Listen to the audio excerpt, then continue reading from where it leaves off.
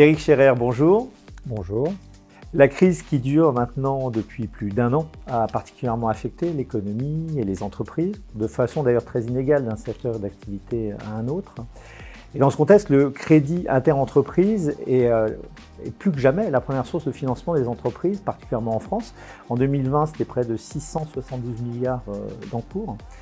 Du coup, est-ce que cette crise n'a pas complexifié la gestion du risque de crédit dans les entreprises?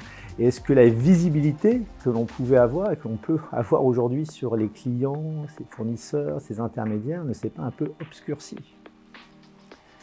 Oui, c'est peu de dire que la crise a complexifié la maîtrise du risque client. Essentiellement parce que nous manquons d'informations fraîches. Autrefois, on pouvait se contenter d'examiner l'historique des bilans passés pour voir effectivement des signes d'amélioration, de détérioration, voire des risques de faillite. Aujourd'hui, on voit bien que ce n'est plus suffisant.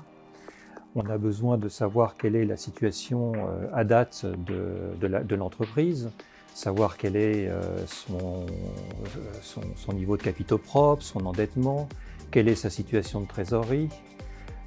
Au niveau des aides qui ont été apportées par le gouvernement, eh bien, on a besoin de savoir, par exemple, dans le cadre du PGE, si elles ont demandé un PGE, si elles l'ont obtenu, si elles seront en mesure de pouvoir le rembourser.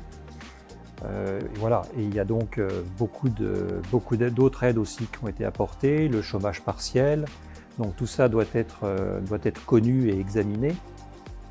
Et c'est pourquoi nous avons besoin aussi de connaître d'autres indicateurs plus frais, donc, comme notamment le comportement payeur de nos clients, partenaires ou fournisseurs, et de pouvoir le comparer justement avec la moyenne de leur secteur d'activité. L'autre difficulté auquel nous sommes confrontés, ce sont les entreprises dites zombies, c'est-à-dire celles qui connaissaient déjà des difficultés avant la crise. Et là aussi, on a besoin de pouvoir appréhender la situation au plus près. Alors cette crise n'a-t-elle pas modifié aussi le métier, la mission, les outils du credit manager dans les entreprises? Et si oui, est-ce que ces évolutions sont-elles durables? Oui, effectivement, elles ont changé et je pense durablement nos pratiques. Dans la mesure où, comme je le disais, on a besoin de connaître davantage le comportement payeur de nos clients et dans la mesure aussi où on peut moins compter sur l'assurance crédit. Il y a eu quand même des désengagements assez massifs dans ce domaine l'année dernière. Les choses semblent revenir ou vont peut-être revenir à une situation plus normale dans ce domaine. Mais c'est pourquoi nous devons être très attentif, très pragmatique à l'évolution de chacune des situations. Et là aussi, on a aussi la difficulté des entreprises qui étaient en difficulté, qui sont toujours sous perfusion des aides. Et la question se pose de savoir ce qui va se passer lorsque, progressivement ou pas, ces aides, ces béquilles vont être retirées. Cela pose aussi la question d'une relance de nos créances clients sur lequel nous devons être beaucoup plus attentifs. Nous devons, dans le cadre on doit raisonner en fait comme si ces entreprises étaient nouvelles, comme si c'était des startups, et effectivement être très prudent par rapport à une nouvelle commande, c'est d'enregistrer une nouvelle commande que si la précédente a été payée, voir si on a des engagements plus fermes ou de plus long terme à prendre, des limites d'encours à accorder sur une longue période. Il faut évidemment savoir si l'actionnaire et ou le partenaire financier est également partie prenante. Je crois que ces changements seront durables car à la faveur de la crise, la numérisation, la digitalisation, comme on dit plus souvent, a fait d'énormes progrès.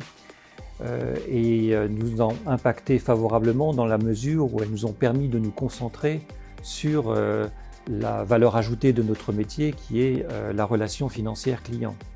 Donc pouvoir effectivement contacter plus facilement les clients, leur demander par exemple leur prévision de trésorerie ou demander un business plan. Et puis nous avons également le phénomène du télétravail qui a aussi considérablement changé nos pratiques, et notamment en termes de management de nos équipes. C'est très important.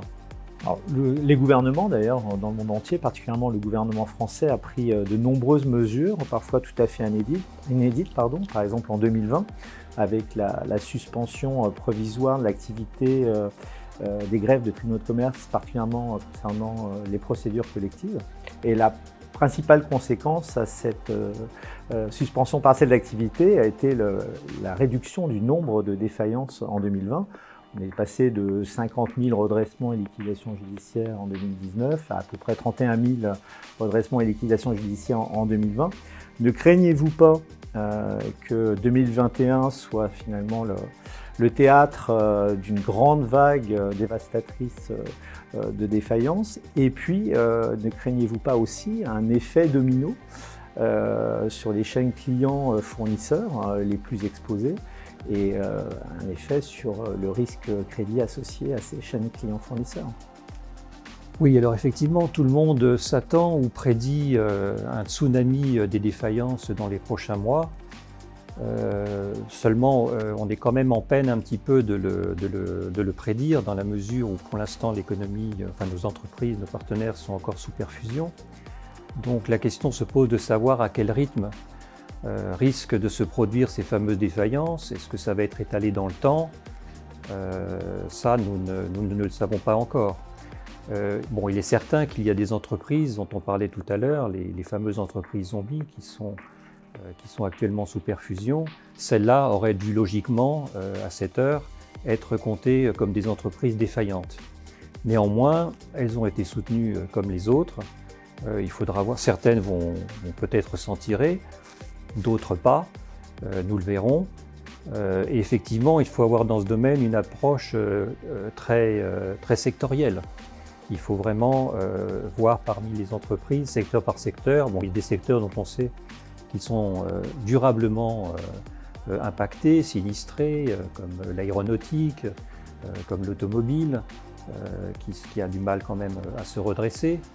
Le commerce de gros et le commerce de détail peuvent réserver, des surprises un peu désagréables. Le risque des effets dominos auxquels vous faites allusion, il va être surtout perceptible au niveau des sous-traitants. Dans les domaines que j'ai énumérés tout à l'heure, en particulier, là on peut effectivement redouter des effets dominos, mais là encore il faut être très prudent parce qu'on a vu dans certains secteurs des entreprises qui ont pu être lâchées par leur groupe d'appartenance d'origine et qui ont quand même finalement trouvé une solution de reprise via une restructuration, ce qui n'est pas sans poser évidemment de problème pour nous credit managers, parce que dans l'intervalle, dans l'entre-deux, peut se produire des impayés, des abandons de créances, donc ça crée quand même des difficultés. Puis il y a le cas de grands acteurs, effectivement, comme Renault, Air France, EDF. Là aussi, l'impact sur les sous-traitants peut être dommageable. C'est pourquoi il faut rester prudent et néanmoins être en capacité de conseil, même aussi par rapport à nos partenaires ou nos clients, et ne pas hésiter à leur suggérer de solliciter des procédures confidentielles auprès du tribunal de commerce lorsque ça devient nécessaire, ou nous-mêmes de participer effectivement à des médiations et à des plans de réorganisation. Bien, enfin, dernière question, cette fois-ci sur l'actualité de la FDCC en 2021. Peut-être deux actualités. La première, le report de l'anniversaire des 50 ans cette année de la FDCC. Et puis le dispositif très novateur que vous avez développé à FDCC avec la FIGEC pour les assises des délais de paiement. Est-ce que vous pouvez nous en dire plus ? Alors effectivement, les assises des délais de paiement sont une vitrine en fait, tant pour la FDCC que pour la FIGEC. Et c'est vrai qu'elle a pris tout son sens au moment de la crise financière, puisque l'impact que pouvait avoir la crise sur la bonne tenue des délais de paiement. Vous avez rappelé que le crédit interentreprise pesait effectivement 700 milliards, c'est-à-dire largement plus que le crédit bancaire court terme. Donc il est vital effectivement de prendre conscience que tout le monde doit être solidaire dans cette chaîne des paiements, et les assises sont faites effectivement pour témoigner, j'allais dire, des bons comportements et signaler aussi les mauvais comportements dans ce domaine. Le PGE, je pense qu'il faut rappeler particulièrement que le prêt garanti par l'État, la contrepartie de l'obtention de ce prêt, c'est une tenue rigoureuse des délais de paiement. Donc cette année va être l'occasion, les assises vont lancer plusieurs manifestations. Je rappelle que participe ou collabore aux assises l'Observatoire des délais de paiement, ainsi que les médiateurs, les deux médiations, la médiation bancaire et la médiation interentreprise.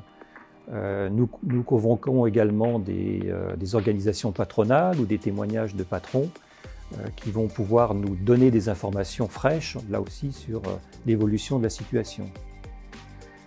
Concernant les 50 ans de notre association que vous évoquez, effectivement, la manifestation, nous l'espérons, pourra enfin avoir lieu en fin d'année. Ce sera un événement festif, mais c'est aussi traditionnellement l'occasion de se réunir en présentiel et de pouvoir échanger, de pouvoir donner des informations, des conférences à nos adhérents. Pour donner toute la chance au présentiel, d'ailleurs, ce sera au mois de novembre. Voilà, nous avons effectivement reporté la date à fin novembre, le 26 novembre très exactement, et nous espérons encore une fois montrer tout ce que l'association a apporté depuis l'origine concernant son combat pour le respect des délais de paiement et la prévention des faillites et la maîtrise du risque. Merci Eric Scherer. Merci à vous.